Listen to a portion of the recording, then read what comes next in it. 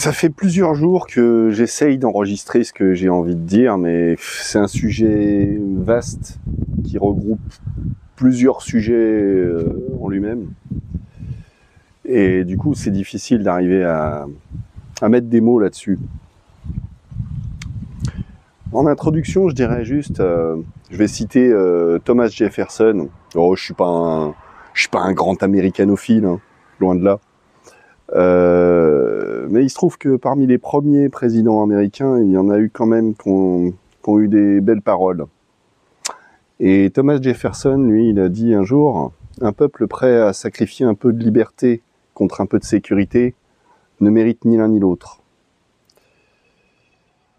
Et justement, là, je crois qu'il est vraiment question de ça dans ma réflexion d'aujourd'hui. Qu'est-ce que c'est une rave party ? C'est quoi ? C'est une fête où il y a des drogués, des machins. Moi, je crois surtout que c'est une partie de la jeunesse qui veut être libre de faire ce qu'ils ont envie de faire, sans qu'on leur dise « Tiens, t'as droit de pisser là, t'as droit de faire ça ici. » Et donc, c'est pour ça qu'ils s'organisent en sous-marin pour arriver à faire leur petit business, leur fête. C'est une fête, hein, une rave party. Une fête musicale. Réaliser leur rêve de liberté, j'ai envie de dire, sans qu'on vienne intervenir là-dedans. Donc oui, effectivement, ça se fait sans l'accord des autorités et tout ça. Et qu'à partir du moment où on a besoin d'une autorisation pour aller pisser, on vit dans une tyrannie. Alors justement, là, il est question de liberté, là.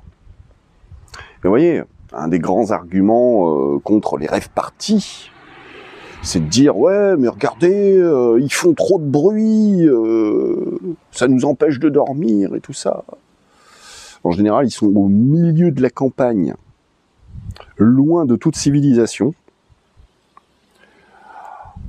à plusieurs kilomètres.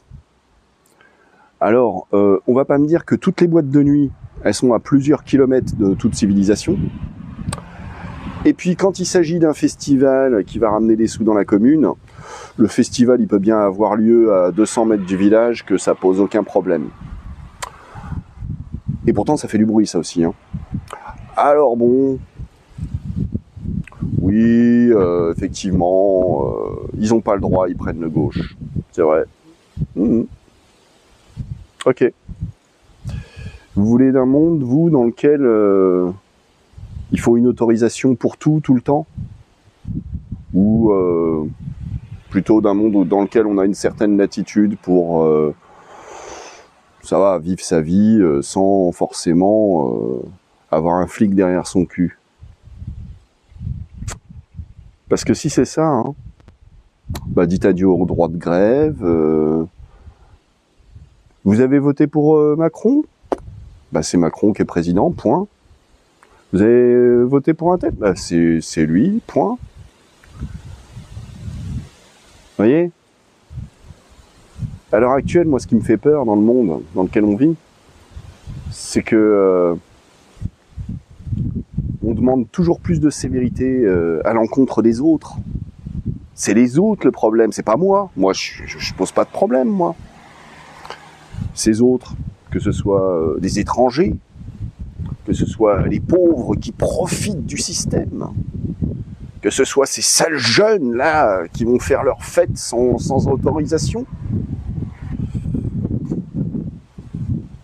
Et pendant que le peuple se divise en catégories comme ça, qui s'opposent les unes aux autres, bah ceux qui sont au pouvoir, eux, ils ont la paix. Alors qu'en réalité, quand il y a des gilets jaunes, quand il y a des 10 septembre, c'est des mouvements qui viennent du peuple contre les élites, on va dire. Et bah, le problème, c'est que il y a toujours un malin qui va agiter un épouvantail, qui va dire « Ah, mais regardez, ils sont manipulés par l'extrême droite. Oh, ils sont manipulés... c'est des complotistes ou c'est des je sais pas quoi. » On va dénigrer le peuple.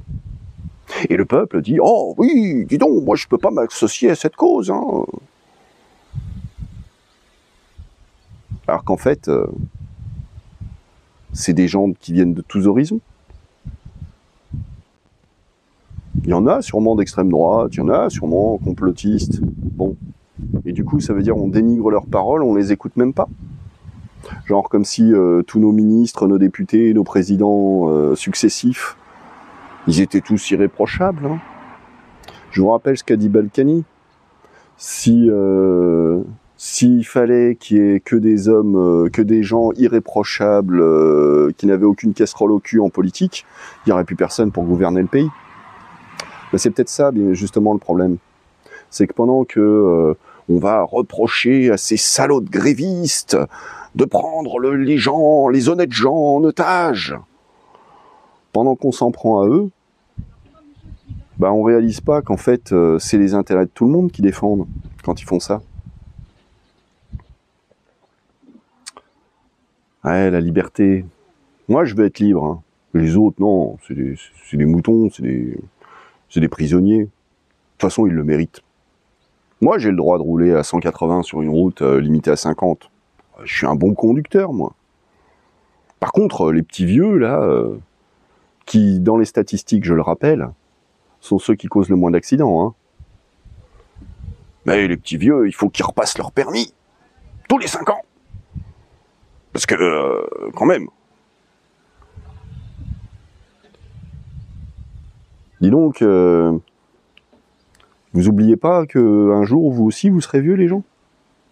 Vous voulez, vous, repasser le permis tous les 5 ans quand vous serez vieux? Ah bah non, non, non, moi je suis jeune, moi je serai éternellement jeune. Jusqu'à mes 90 ans, je serai jeune.